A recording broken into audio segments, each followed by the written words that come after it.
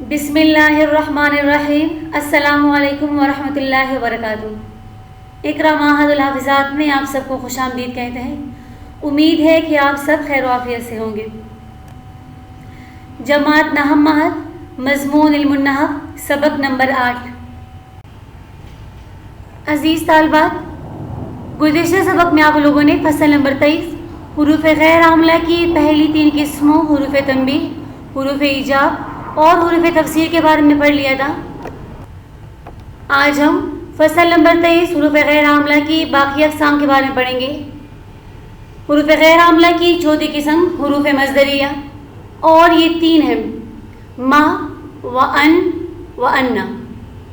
ما اور ان فعل کو مصدر کے معنی میں کر دیتے ہیں، جیسے ضاقت علیہم الارض بما رحبت اے برحبہا، تنگ ہو گئی ان پر زمین باوجود کشادہ ہونے کے۔ واعجبنی ان ضربت، مجھے تعجب میں ڈالا آپ کے ماننے نے، اے ضربک۔ اور ان جملہ اسمیہ پر داخل ہوتا ہے، جیسے بلغنی ان زیدا نائم، مجھے یہ بات پہنچی ہے کہ بے شک زید سونے والا ہے، اے نومہ۔ تو حروف مصدریہ 3 ہیں: ما، ان اور انا۔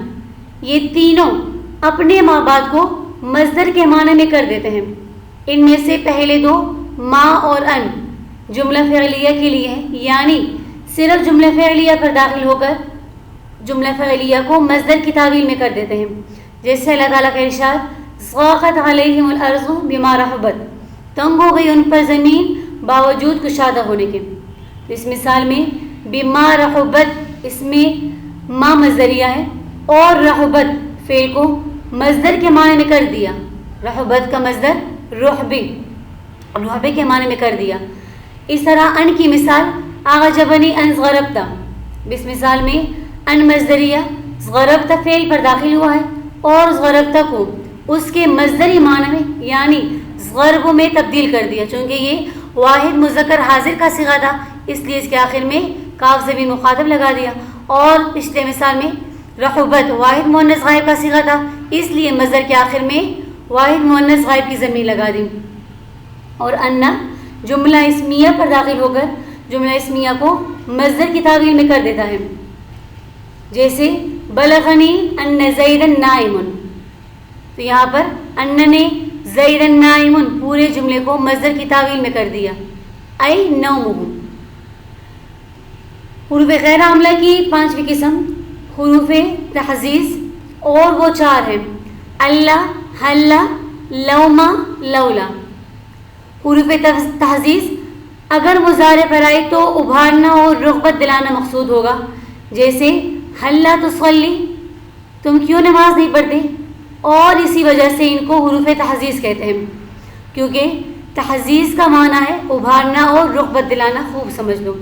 اور اگر یہ حروف ماضی پر داخل ہو تو ان سے مخاطب کو ندامت دلانا مقصود ہوتا ہے، جیسے حلا صلیت العصر، تو نے عصر کی نماز کیوں نہیں پڑھی، اسی لیے ان کو حروف تندیم بھی کہتے ہیں۔ حروف غیر عاملہ کی 4تھی قسم حروف تحزیز، اور یہ 4 ہیں: اللہ، حلا، لوما، لولا۔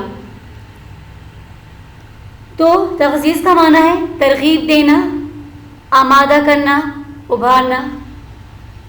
تو یہ حروف کسی بھی فعل پر داخل ہو کر اس فعل پر آمادہ کرنے اور اس کی ترغیب دینے کے لیے آتے ہیں۔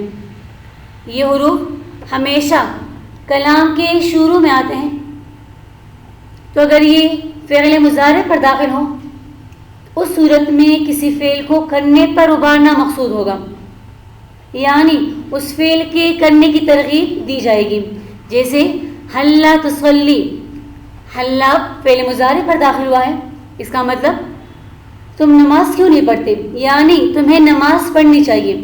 اور اگر یہ حروف تحزیز فعل ماضی پر داخل ہوں تب ان کا معنی ملامت کرنا، ندامت دلانا مقصود ہوگا، جیسے حلا صلیت العصر، آپ نے عصر کی نماز کیوں نہیں پڑھی، یعنی آپ کو عصر کی نماز پڑھنی چاہیے تھی، اسی لیے ان کو حروف تندیم بھی کہا جاتا ہے۔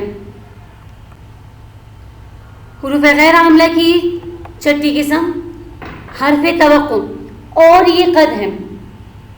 یہ حرف ماضی پر داخل ہو کر माजी करीब के माना देता है और इसका तर्जुमा बेशक किया जाता है, और मुजारिद पर दाखिल होकर तकलील का माना देता है और इसका तर्जुमा कभी करते हैं, जैसे कद जा ज़ैदुन, ज़ैद आया है, या बेशक ज़ैद आया है।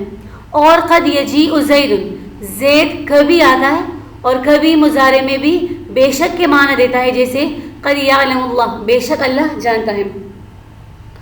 तो हुरूफ गैर आमला की छठी किस्म हर्फ तवक्को, और ये सिर्फ कद है।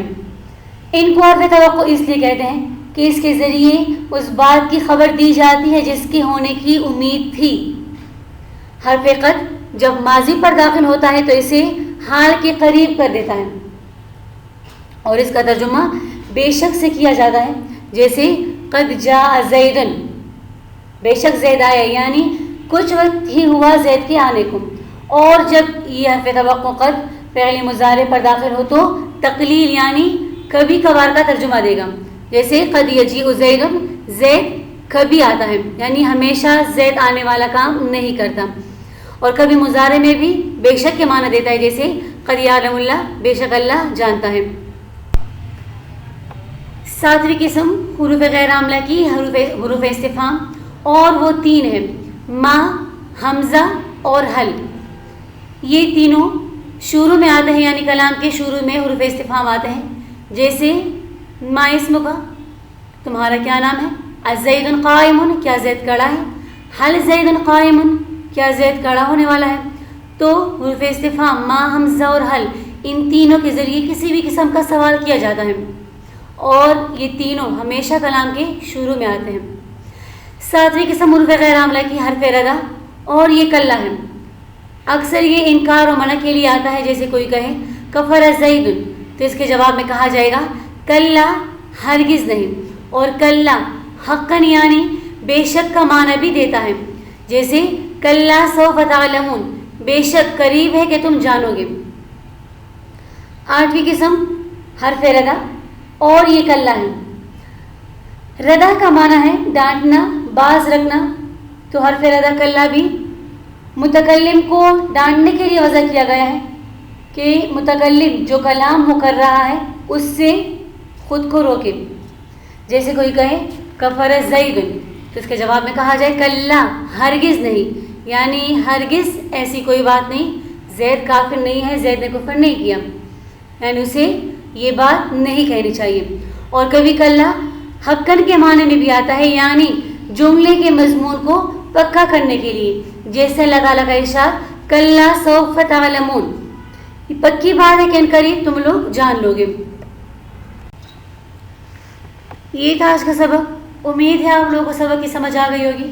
सबक अच्छी तरह से याद कर लें। जज़ाकुमुल्लाहु खैरन लकुम। अस्सलामु अलैकुम व रहमतुल्लाहि व बरकातुहू।